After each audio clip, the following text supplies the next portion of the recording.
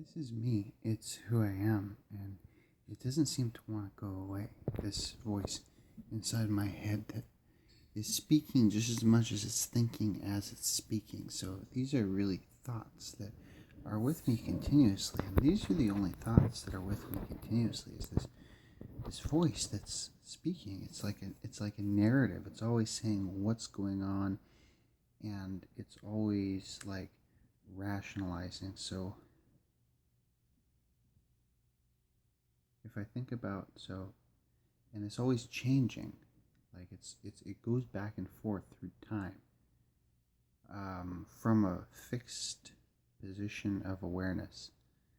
But in that awareness, all the change that's ever occurred, it goes back and it thinks about it and it rationalizes and it says, well, if I was more open, if my eyes were more open when I was at UH, I wouldn't have been so hypnotized. Or if I had never smoked pot, I wouldn't have lost my relationship. It just talks. It's this voice, and then I was led to believe, there's the voice again. I see it's this I entity, that it's bad, that it's not good to think. If you want, like I wanted, spiritual enlightenment, is that what I learned, a technique, what I learned from Dr.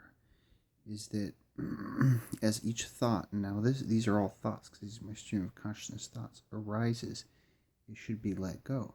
So I have a kind of guilt about being, in a way, this thinking entity. Every time I think a thought or I narrate my life, like, yes, I can be so powerful. But at the same time, it's not really who I am because they're just thoughts. I can't see the thoughts beaming into my head from some kind of receiver or from some kind of actual real entity. So all I have is this body, and all I have is this mind, and the voice seems to be right here. And that's the voice that's speaking right now. And it's very thoughtful, and I think about so much stuff, and I think all the time. And what has happened is that I have gone to a place where when I speak with people, I see myself. I see my freaking self. That's what I see. And that's not a bad thing, but there's not a lot of variety because I know what to expect. I know what the person I'm talking to is going to say because it's me. I'm talking to me. I know all this stuff. And it's taking me to a really empty place of like no feeling. Like I don't feel, like I just feel empty. Like it's all thought content. There's no heart. There's no feeling. There's no love. Like when I went in the past to the mental facility, they they stripped away all of the innocence. What I felt at the time was like taken. It was raped almost. It was like it was it was replaced. And so I almost have more control over my life than I ever did, but at the same time I don't feel authentic. I don't feel like I did when I was a child. And I felt like there was truth there. I looked up to people. I thought they were gods, angels. God's first, angels came later. But I notice all my patterns and my thinking and stuff, and I want to go back to that place. I want to go back to that place where it was just me and the world. It was just me and who I cared about, and it was so so so simple. And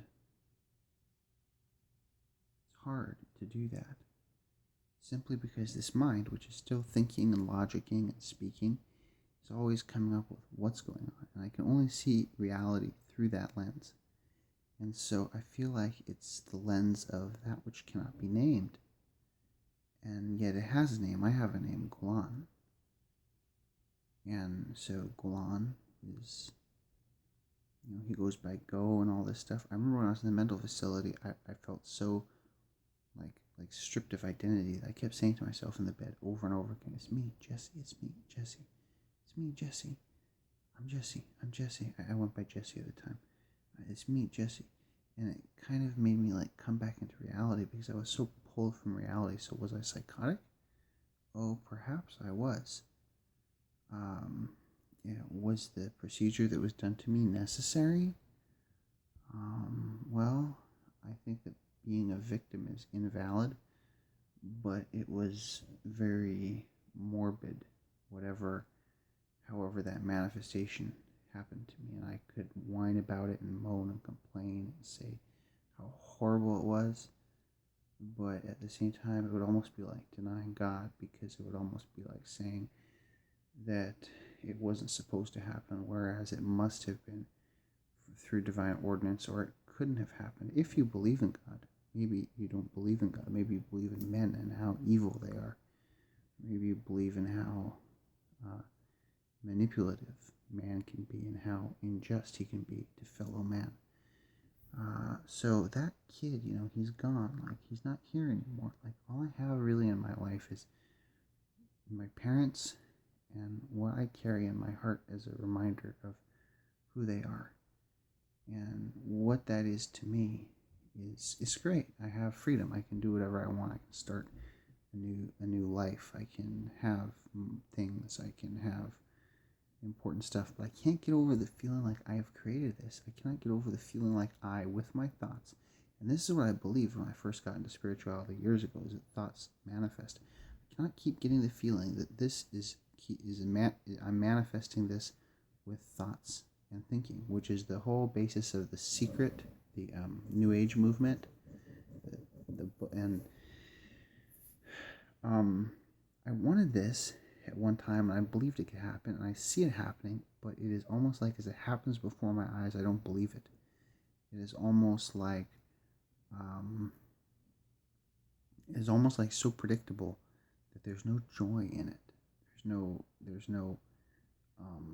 And there's so much regret. Like, my whole past is just one regret. It's not like, I have a regret about my past. No, my whole past is a regret. I mean, I was alive then. I'm not alive anymore.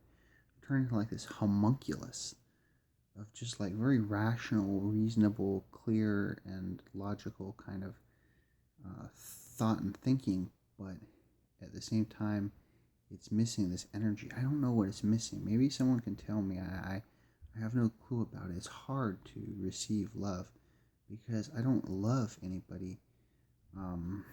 I seem to only notice them, and I seem to have lost that awe and inspiration, which is what made me feel like people, parents, everybody I met was gods and mysterious. And it's like, now I understand them. I see how the mind functions. I see how they're controlled by all kinds of crap advertising. I see how they're predictable. They're like predictable patterns. I think it makes me sick about how, I can so obviously see how any single person or small group of people or whatever could run the whole country. They could easily get everybody to just mindlessly follow their program, whatever the hell that is. And I, for that reason, have lost a lot of respect, a lot of faith, a lot of respect in humanity. But that's only from the perspective of a person looking at other people, not from the perspective of divinity. So I'm holding out for the thought that love can win. I can be loving as much as I can. That's as far as I can go to play that part. And I'm waiting for a change in the world so we can get out of this concrete jungle that we live in. And I know at the same time it may never happen. I'll be beating my head against a wall and live a pitiful, hollow, empty shell of a life if I keep waiting or worrying about the collective, the whole, the consciousness. Plus, it's extremely grandiose for me to think that I can do anything to change that other than just live my own life and worry about myself and the people immediately around me. So you could say that something has happened in my consciousness to get me to this level where I can see all this stuff. Um, but I have no friends. There's no one in my life who I call a friend at this time. Excuse me. Um, or the friend I have maybe doesn't seem to want to have any. So I'm just letting go of that person. And no opposite sex stuff going on. Plus, I feel like anything that I would get from somebody would be like, again, my own energy. And that energy is what is like so powerful, and it seems so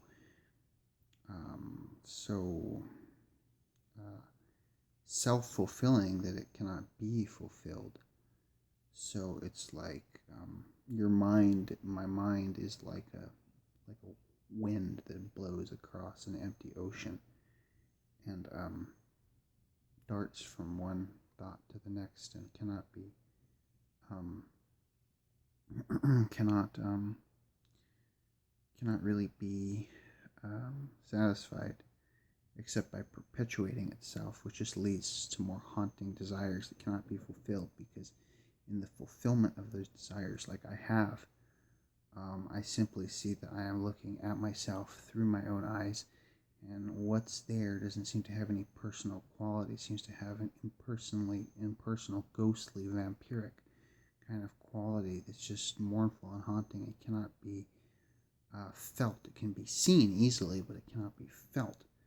So that's what the thinking, that's where it's taking me.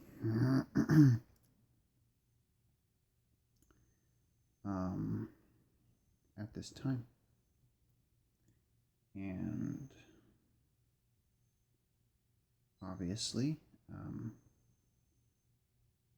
you know, um, it's not all about me, I think. Therefore, I am, or I am, therefore, I can witness my thinking. But it's sure intoxicating to just go on and on. I could talk for hours. To just go on with the thoughts and the words and the suggestions and the subtleties and the nuances and be enamored with it. And it could just go on and on and on and on and on. And I keep thinking to myself, there must be more to life. There must be more to life.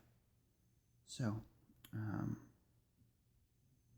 you know, um, I feel that I've created this, and if it's going to end or resolve, it needs to happen on its own. At that point, it's out of my hands. All I can do is have intention.